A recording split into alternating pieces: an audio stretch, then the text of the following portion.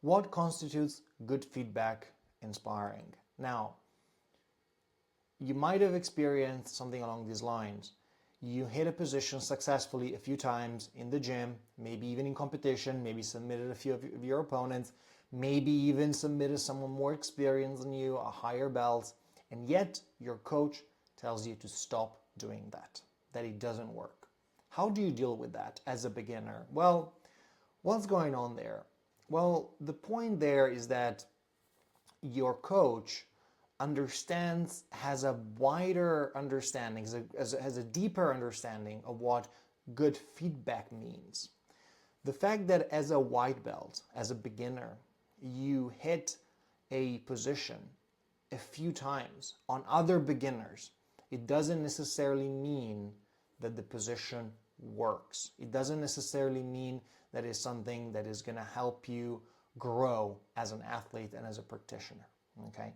Understand that more likely than not, you're using some sort of trick to go from a neutral position all the way straight to a submission. This could be a jumping guard pass, or maybe a cartwheel, or maybe some weird footlock that you just yank your partner's foot off and they don't really have a leg lock game, and so on and so forth. Positions that are very flashy and they surprise your opponent. Now, to you as a beginner, these positions look like they are fostering and they're speeding up your progress because you are submitting higher belts quickly. And if you go through the bread and butter that your coach is teaching you, well, higher belts, they win the round. But when you use your own kind of trick that you came up with or that you saw somewhere, then you manage to surprise your opponents, maybe even in competition. Well, what to you as a beginner, these tricks look like they are fostering and speeding up your process. From your coach's perspective, these tricks are capping and hindering your development.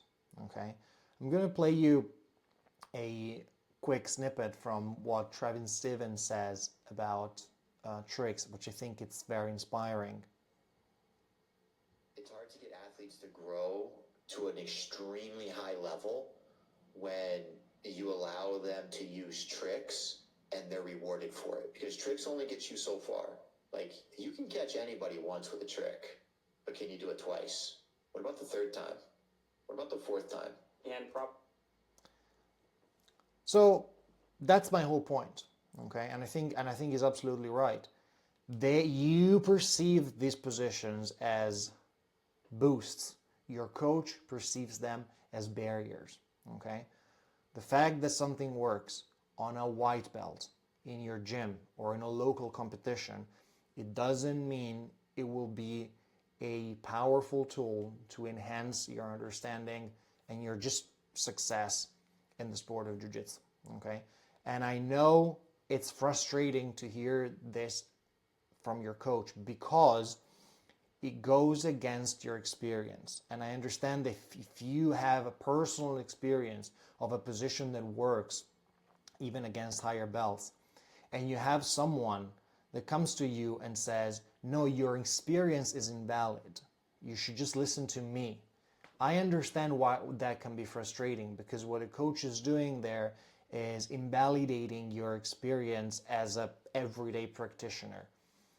Well, it's what it is. There are so many things that our experience tricks us in a way, right? The perfect example would be a flat Earth, right? Well, I look at the horizon and I think, well, the Earth is clearly flat, and then some smart ass scientist comes along and says, no, actually the Earth is actually round, and it's like, no, it isn't. Why with your sort of abstract knowledge would you come here and contradict my clearly valid experience? Well, because they have a different understanding, and they have a different concept of what feedback means.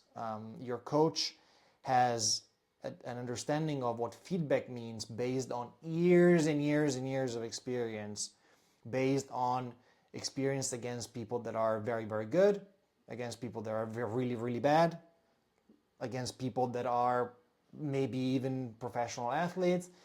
Probably your coach watches more jiu-jitsu than you, or altogether has watched more high-level competition than you have, and just has a deeper understanding of the sport. So when your coach tells you, no, this doesn't work, what he's telling you is actually, this will only get you so far.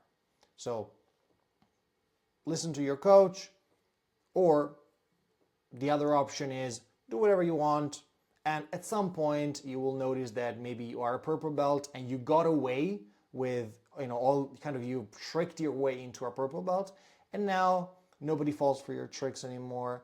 And it turns out that as a purple belt, you have to go back and learn the bread and butter from scratch, which is going to be even more frustrating, and it will probably lead to a much higher degree of sort of frustration that you would have experienced if you had just listened to your coach, in the very beginning when you were a white belt.